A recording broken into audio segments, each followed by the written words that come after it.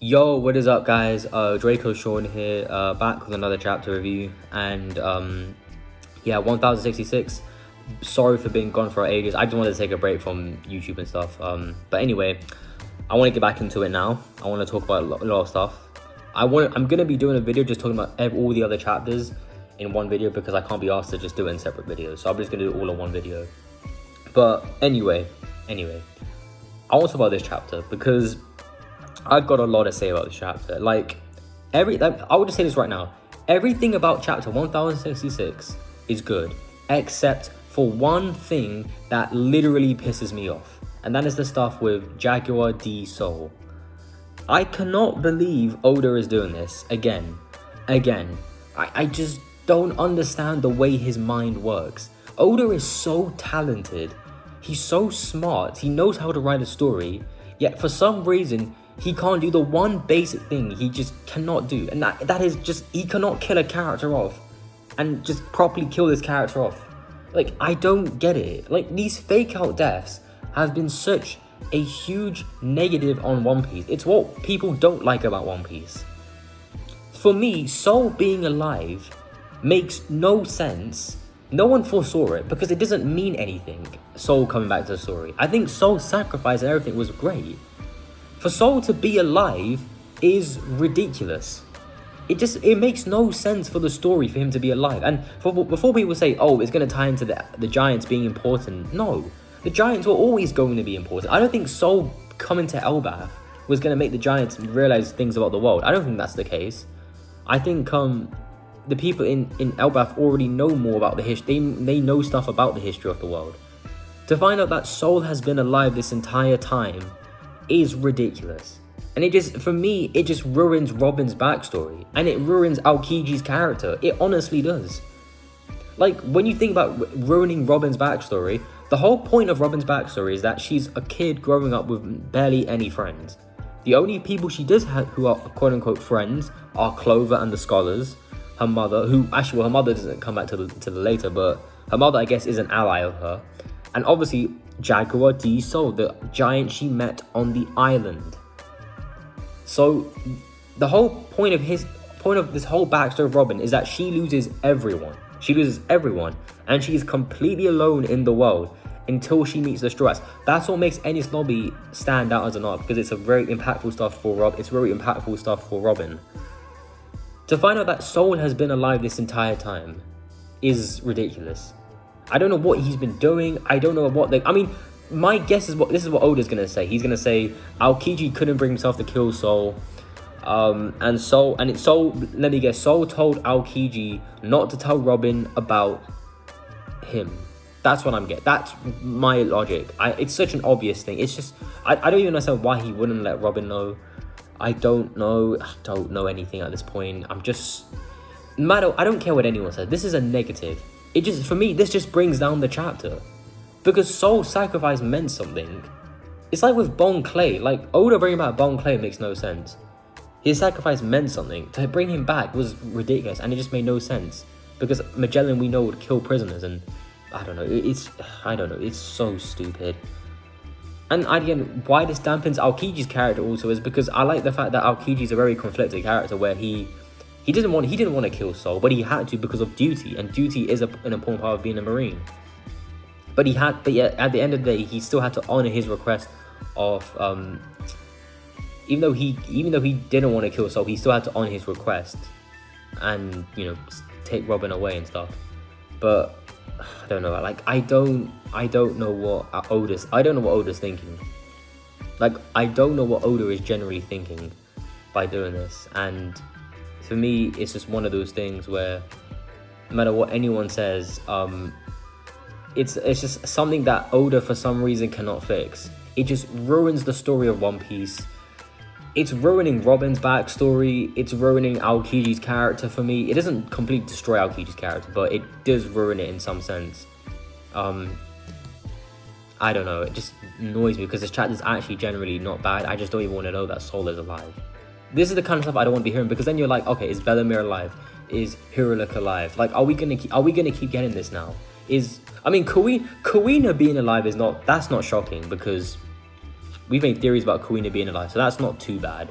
but like characters like those who are actually dead, like we saw Jaguar D Soul get frozen by Aokiji. Like, you can make an argument actually that there is more chance for Robin's mother, Nico Olivia, to be alive than Jaguar D Soul, because we know that Nico Olivia, we didn't see her actually get killed. We didn't see her get killed. So you can make an argument that she's more likely to be alive than Saul. For Saul to be alive is ridiculous. I don't know where where the hell has he been? So he's been in Elbath the entire time chilling, and Robin's been through hell for the last couple years, and you haven't done anything about it. Like, what the hell is wrong with everyone? Like, I don't know. This is just a little rant because I had to get this off my chest, because that was my first thought reading this chapter. I was like, I enjoyed everything except this. I hate this. It annoys me. It pisses me off. And once again, Oda screwing up. I don't want this arc to go to hell like Wano, because Wano was terrible. I don't even want to look back and read Wano. I'll watch the anime, but I will not read it again because it is an atrocious, terrible arc. I don't want this arc to turn out the same. I don't want One Piece to have a bad ending. I want One Piece to end in a good way. But if Oda keeps doing stuff like this, it is not going to help One Piece. It's not. And before people keep saying we expected this, just because you expected this to happen does not mean it's good. Like, let's clarify one thing. Just because we expect fake out deaths to happen does not mean it's good for the story. It is not good. We have to complain about this. It's ridiculous. It's a complaint. It's a negative. You've got to point it out. No one likes this. No one wants to see this kind of stuff. So yeah, I'm done with that part. Anyway, I want to get to the stuff with Robin and Vegapunk, because that's interesting. I'm gonna be honest, I did not really care about the other strats in this chapter. Like Usopp, I don't really care. Like, I get they're trying to be funny, but just like, I don't care. Like, I just want to I want to see this conversation between Robin and actually not Vegapunk, sorry, Shaka, because that's his name actually, I think. And also this whole thing about the books as well. Like the scholars hiding the books and stuff, or not. Sorry, no, they didn't even hide the books. They just left the books somewhere, and the Marines didn't even bother to do anything about them. So once again, this makes the Marines look incompetent. So this is also a flaw about the chapter, I think.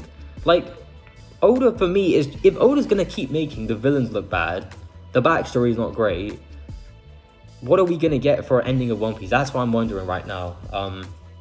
But anyway, because for me, what easily could have been justified with this was that maybe the books, maybe there was a secret bunker or something hidden beneath the island, and maybe they hid the books in there. So maybe the Marines, even though they destroyed the entire island, they didn't destroy maybe something underneath the island. That I think would have made more sense.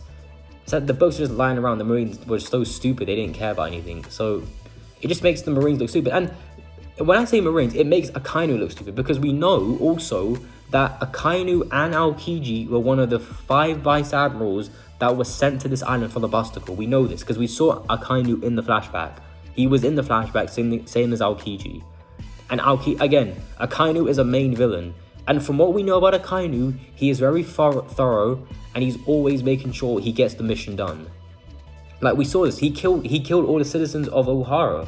Why would he not destroy all these books? It just makes him look bad. Like, this is the thing about, like, Oda for me is not thinking things clearly by doing stuff like this. Like, and again, Akainu is one of the main villains of One Piece for me. One of the 3 main villains, I would say, alongside Emu and Blackbeard. So, again, I don't know what Oda's thinking with this, but it's another flaw, I think. Yeah, I think the best part of this chapter clearly is the stuff with Dragon and Vegapunk. That stuff is golden. But what I do find interesting is that they're talking about the Ancient Kingdom again, which not surprising, because we know the Ancient Kingdom is super important. And I think it's also going to remind casual One Piece fans about what's happening, because obviously we know this stuff as fans, about like the Ancient Kingdom and the 20 kingdoms which form the world government. We know about this stuff already, but some people might forget. So I guess it's Oda's way of reminding them, so that's good. But yeah, no, the flashback. First of all, Vegapunk's design. What the hell is that? Like, his tongue is sticking out. He's got a big head. I guess him having a big head makes sense because he's super smart. But my god, like, he looks so weird. He looks really weird. But I love Dragon and Vegapunk's dialogue. I think it's great. I love their chemistry already. It's kind of like, again, this just makes me more interested in Dragon and Vegapunk now, even more now, as characters. Even though I don't like Vegapunk's design, but he does look, because he looks so whack, but it's funny. Dragon looks kind of cold with his design, I'm not gonna lie. But yeah, I'm excited for Dragon, because obviously now we're getting to him now. So again, I want to know everything about him, because he's again a character that is super important. He's Luffy's dad. So, but what's interesting about this flashback is that Dragon is 33 years old now. If I'm gonna double check this, but I'm pretty sure Dragon's actual age is 55. So this would imply about roughly around 3 years from now, I would say, I think. Around a couple years in the future, Dragon is going to have Luffy. Now, what's interesting is Dragon already had founded the Revolutionary Army when he had Luffy. So Dragon meets Luffy's mother quite late in the story. So my guess is after this meeting with Vegapunk, Dragon is going to meet Luffy's mom eventually. Just keep that in mind, because if you look at the age, we know Dragon is 55. This is 22 years ago. So Dragon is 33 now. Again, and Luffy, we know his age is 19. So Luffy was born a couple years after this event with Vegapunk and Dragon. So keep that in mind as well. But yeah, I am hella excited for this stuff. I think it's 3 years from now actually, because I'm not 3 years. Like, sorry, no, it's God, I can't do my maths now, but. It's the point is that Luffy's born after this, so keep this in mind. And it is confirmed that Ivankov and Kuma are founders of the Revolutionary Army, which we're not too surprised about that, because they're quite old and they've been with Dragon for a while and they seem to have quite a close bond, so it's not too surprising. But it's interesting that again Dragon and Vegapunk know each other personally, and this could support the theory that Dragon was maybe a Marine and he's always a member of CP0 and he's working with Vegapunk at one point. But it's also interesting they both know Clover, and this chapter also gives us more on Clover, as he was kind of like a pirate, I guess, and he's the main reason why Ohara is so popular in the world of One Piece, because of him and his intellect, you could say. But yeah, no, again, I want to know so much about this, because I think that the fact that Dragon and Vegapunk have this kind of relationship, and on top of that also, how do they know Clover quite well? So. But there's so many interesting lines as well, because Vegapunk is saying that Dragon hated war apparently. So again, we don't know much about Dragon's past. Again, this is why I think this is gonna be something really interesting. And also, what's interesting about this chapter is this is how Dragon found the Revolutionary Army as well. So again, it's so fascinating for me, this stuff with Dragon. And obviously Vegapunk knows about the history of the world. He knows about the kingdom now. So again, so Vegapunk knows some stuff as well, which he obviously will not. I don't think he's gonna reveal that to Robin, because we're gonna find out about all this stuff at the final island. Maybe we will find this out now, but I doubt it. And then the stuff with Luffy, don't care. Like, honestly, I couldn't give a damn. It's just whatever. It's not bad, but I don't care about it. We see old Vegapunk. But yeah, other than that, yeah, the ending stuff with Luffy and Bonnie is like, well, whatever, but it's comedy, but it's just, I don't care. Because the only thing that's interesting about this chapter is, for me, the best part of this chapter, which is golden, is Dragon and Vegapunk and their dialogue and their meeting and stuff. But I do wonder if Vegapunk's creating the Seraphim is also part of Dragon's plan as well. Again, we don't know what Dragon's plan is. But yeah, I think so. Basically, based on this chapter, it's alright. I think I can't say it's perfect, because the Soul stuff is bad. The Marines are looking kind of incompetent again. Like, if I had to rate this chapter, I'll give it a 7. I was thinking I would honestly, if those two things were not there, I would give it a 10 out of 10. Actually no, a 9 out of 10. But those two things were so bad, I'm like, no, I'm giving this a 7 or 6. Probably a 7, but yeah, it's so good that we're learning more about, we're learning a bit more about Dragon, Vegapunk, Clover, Oda bringing back the stuff with the Void Century, because that's super important, obviously. And obviously, us finally getting the actual design of Vegapunk, which he looks ridiculously stupid, but hey, it is what it is. But yeah, I'm going to be doing, like I think I mentioned this before, but I will be doing a video just summarizing all the other chapters that I missed out. So yeah, look forward to that.